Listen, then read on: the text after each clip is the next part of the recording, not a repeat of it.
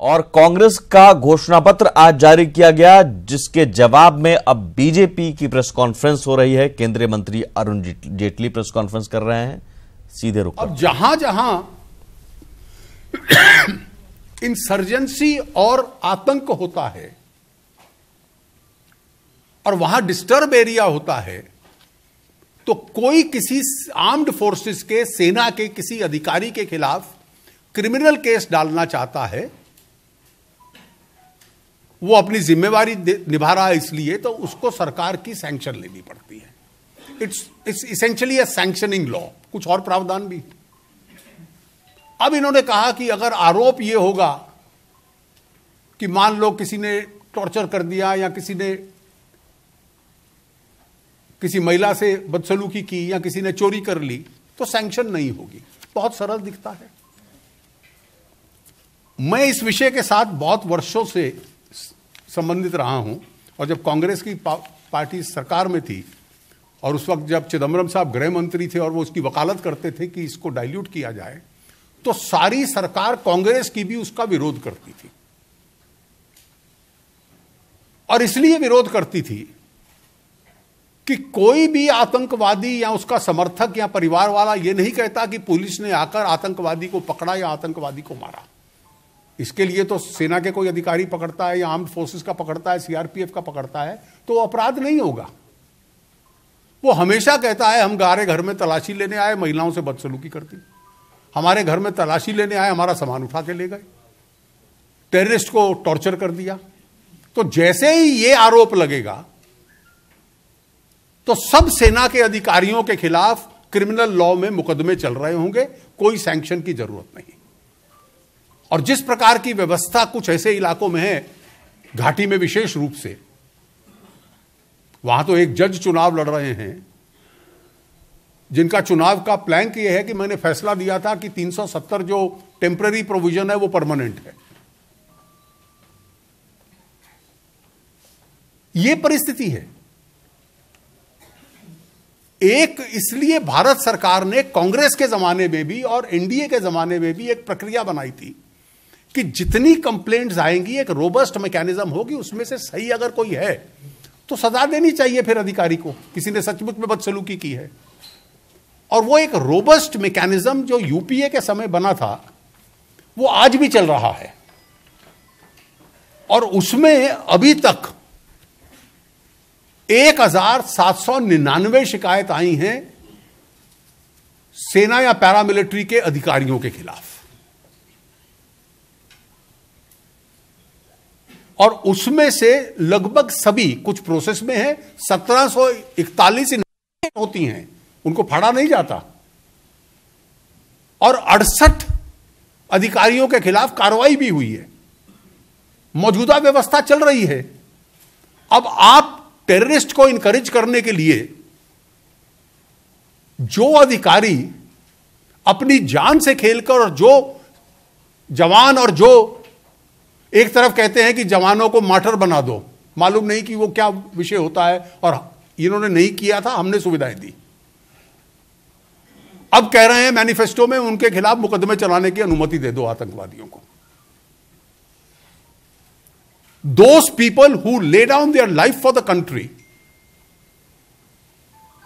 you want them to be prosecuted at the behest of terrorists or their friends or relatives. Ingratitude is the biggest sin that any political party can commit. और आज ये धारा डालकर Congress party ने ये किया है। फिर कहते हैं कि सेना की मौजूदगी को डाइल्यूट कर दो ताकि पत्थर फेंकने वाले सड़कों पे आ जाएं,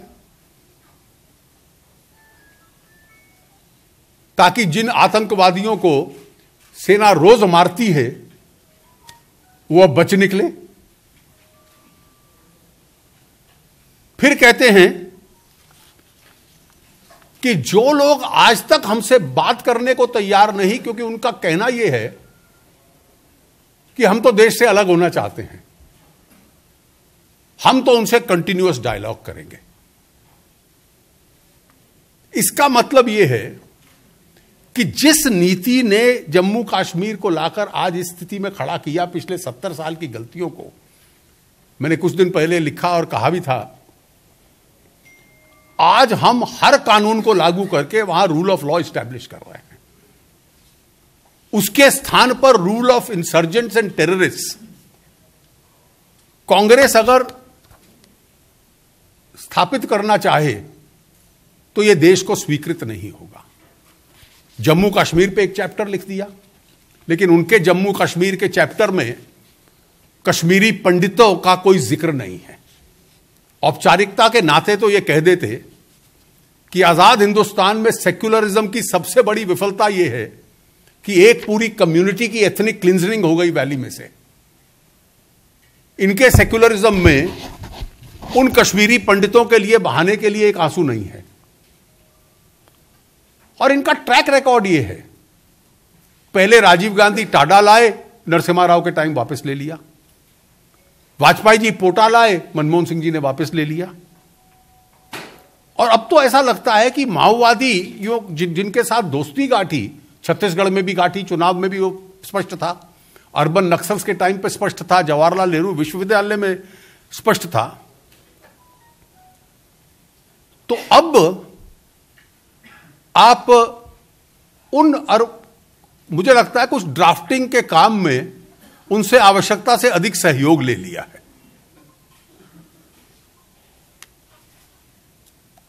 अब मेरा दूसरा बड़ा पॉइंट है, मैं सब पॉइंट्स पे नहीं जा रहा, ये जो न्याय का ब्लफ था। पिछली बार जब मैंने आपसे बातचीत की थी तो अर्थशास्त्री दुनिया भर में पूछ रहे थे इसका साधन कहां से आएगा। दूसरा प्रश्न था कि मौजूदा सब्सिडीज का क्या करेंगे जो डीबीटी में जाती हैं। पहले दिन तो चुप थे, अगले दिन कहा नहीं नहीं नहीं ये उसके अलावा होगा। तो जिस विद्वान व्यक्ति ने ये मैनिफेस्टो बनाया उन्होंने कहा कि देखिए इसका साधन आएगा जब अर्थव्यवस्था बढ़ेगी तो साधन भी बढ़ेंगे, उसी से ये फाइनेंस हो जाएगी। जब एक मुर्गी खरीदेंगे वो अंडा देगी, उससे 1000 मुर्गी बनेगी तो करोड़पति मैं तभी बनूंगा। ये न्याय के इंप्लीमेंटेशन की रोड मैप है। अब मैं फिर एक एक लाइन बारीकी से पढ़ता रहा और आज मैंने कम से कम वो पैराग्राफ चैप्टर 4 बार पढ़ा। उसमें से क्या निकला, ये पॉइंट नंबर 9 है 19-20 पेज पे। पहला, fiscal prudence will be maintained, यानी कोई अन्य बोझ अर्थव्यवस्था पे नहीं होगा। दूसरा, इसका पायलट भी होगा, टेस्टिंग भी होगी, इसको फेजेस में इस्तेमाल किया जाएगा। भविष्य में जब अर्थव्यवस्था बढ़ेगी तो यह भी अपने आप एक्सपैंड करेगी। यही सोचकर 80 के दशक में इंदिरा जी और राजीव जी ने एक फिस्कल इररिस्पॉन्सिबिलिटी की थी। आमदनी बढ़ाई नहीं, खर्चा बढ़ा दिया। छठे 5 ईयर प्लान में 80 से 85 तक फिस्कल डेफिसिट 6.2%, 7वें में 8.2%, 6.4 और 8.2। और उसका असर यह हुआ कि मनमोहन सिंह जी को ढूंढ के लाना पड़ा कि यह देश कंगाल हो गया है, डेट ट्रैप में पहुंच गया है और इसलिए देश को बचाओ। We were on the verge of insolvency और यहां से टोली गई आईएमएफ वहां से मांगने के लिए कि हमारे देश को बचाओ। और जब यूपीए सरकार ने भी यह किया था तो मुद्रास्फीति आम आदमी के लिए बढ़ गई थी, 10.4% तक गई। यूपीए कार्यकाल की दूसरा जो फेज था 9 से 14 का, उसमें इन्फ्लेशन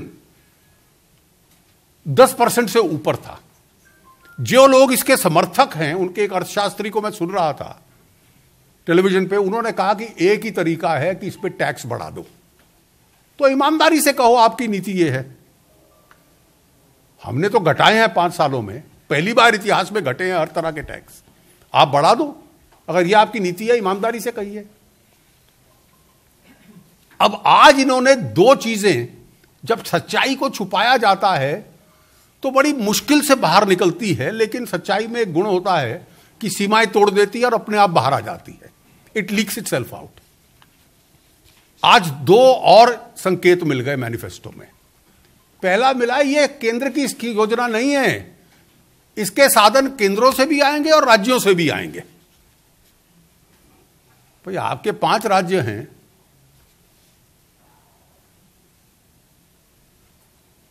ये तो पहले दिन आपने नहीं कहा था, तो सच्चाई धीरे धीरे बाहर आ रही है। This will be a joint scheme of the centre and the states. दूसरा यह कह दिया, और यह शब्द करिए जो मैंने कहा ना, विशेष रूप से चिदम्बरम साहब जब कुछ लिखते हैं तो the devil is always in the detail. तो दूसरा उन्होंने लिखा, of the existing subsidies, merit-based subsidies will remain. अब जिसको आप नॉन मेरिट बेस्ड कह दोगे कि फर्टिलाइजर नॉन मेरिट बेस्ड है, और क्योंकि स्टेटों को खींच लिया, कोई स्टेट कहती है कि मैं सघन स्कीम चलाती हूं, कोई कुछ और कहती है, वो सब नॉन मेरिट बेस्ड कर दोगे। फिर आप कहोगे कि देश में गरीबों की संख्या हर साल कम हो रही है, तो जो बीपीएल से ऊपर है वो हर साल हम काटते जाएंगे, वो नॉन मेरिट बेस्ड हो गया। तो अपने हाथ में एक हथियार रख लिया ताकि मौजूदा को जोड़ दे। इसी से तो वो कहते हैं कि फिस्कल बर्डन नहीं होगा।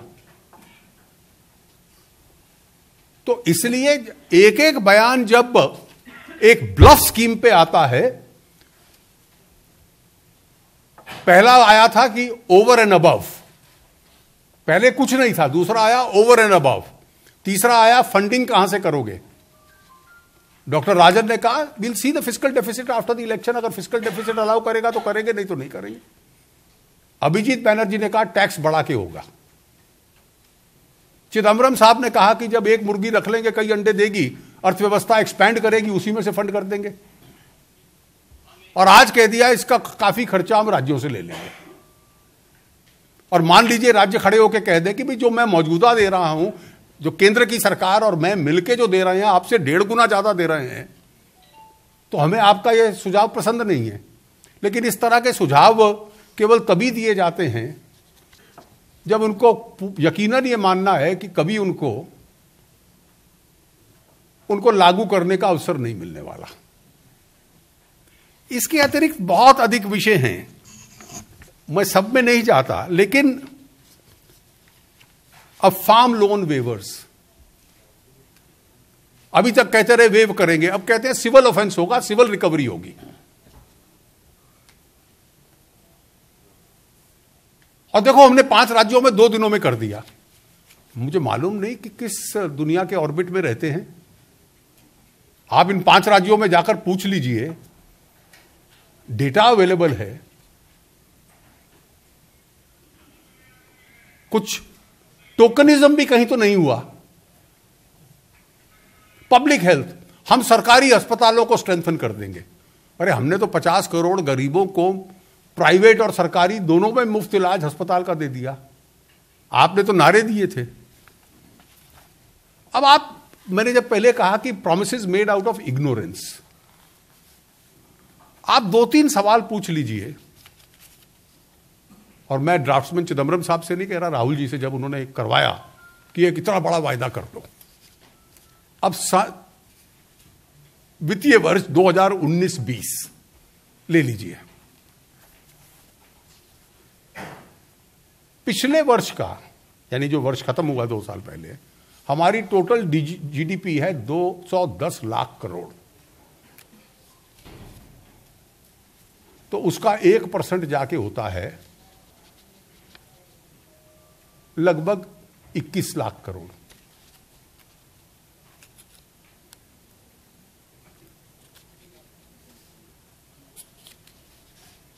जो 1% होता है जीडीपी का, मैं जीरो में कहीं शायद पहले मैं गलती कर रहा हूं, तो 6% तो जाके बैठता है जीडीपी का कोई 12 लाख के करीब, 3% जाके बैठता है 6 लाख से ऊपर, और टोटल 27 लाख के बजट में मैं 2 आइटम पे 18 लाख खर्च कर दूंगा। तो उस वर्ष के लिए हम सेना को कहेंगे, सरकारी कर्मचारियों को कहेंगे कि 1 साल के लिए अपना वेतन छोड़ दो। मतलब these are promises being made out of sheer ignorance। ये बहुत अच्छा है कि जो इस मामले में कम से कम समझदारी से ये कहते कि केंद्र इन 2 एरियाज में अपनी खपत बढ़ाएगा। ये राज्यों के भी विषय हैं, हेल्थ केयर और एजुकेशन। हम दोनों मिला के इस पे इतना खर्च करेंगे और ये 5 चीजें करेंगे। लेकिन एक लाउड नारेबाजी की अनाउंसमेंट कर दो।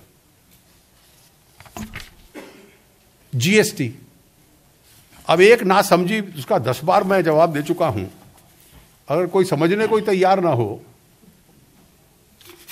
तो विषय है एक ही रेट लगाएंगे। अरे एक रेट होता है, ये मुझे लगता है एक बार सिंगापुर गए थे,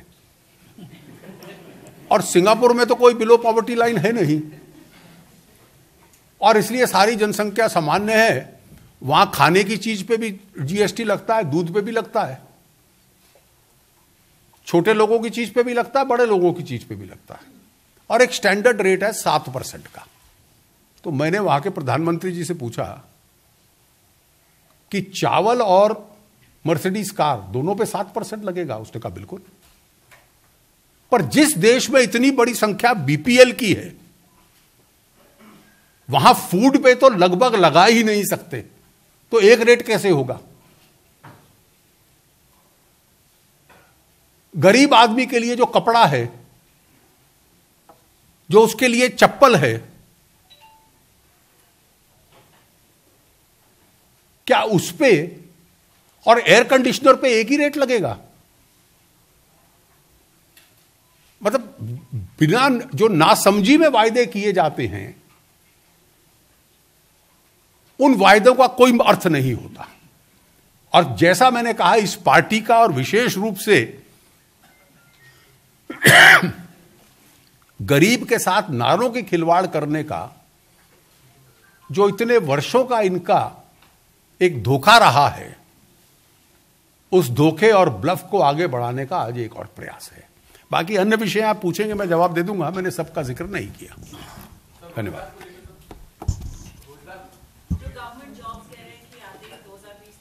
Okay, now please read the paragraph. He says 28 lakh jobs I will fill. The next sentence says 20 lakhs of them are in the state governments.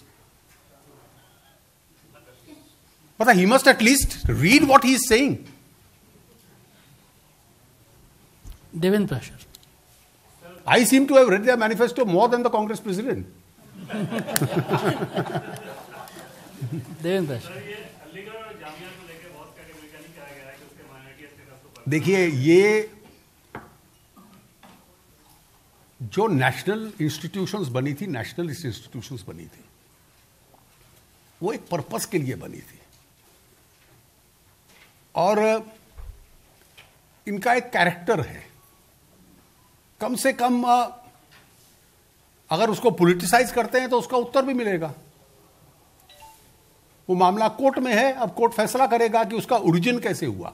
तो कांग्रेस के घोषणा पत्र पर बीजेपी का पलटवार। केंद्रीय मंत्री अरुण जेटली तमाम जो घोषणाएं हैं उसके जवाब में ये कहते हुए कि दरअसल ये घोषणा नहीं, एक जुमला है, और न्याय खासतौर पर सबसे बड़ी घोषणा जिसके तहत 72,000 रुपए सालाना देने की बात कही गई है। अरुण जेटली कहते हैं कि इसके लिए पैसे लाने की कोशिश कहीं ना कहीं टैक्स बढ़ाकर होगी, ये भी कांग्रेस को बताना चाहिए। आपसपा हटाने की बात कही है, ये कहीं सेना को कमजोर करने की साजिश के रूप में पलटवार किया है अरुण जेटली ने।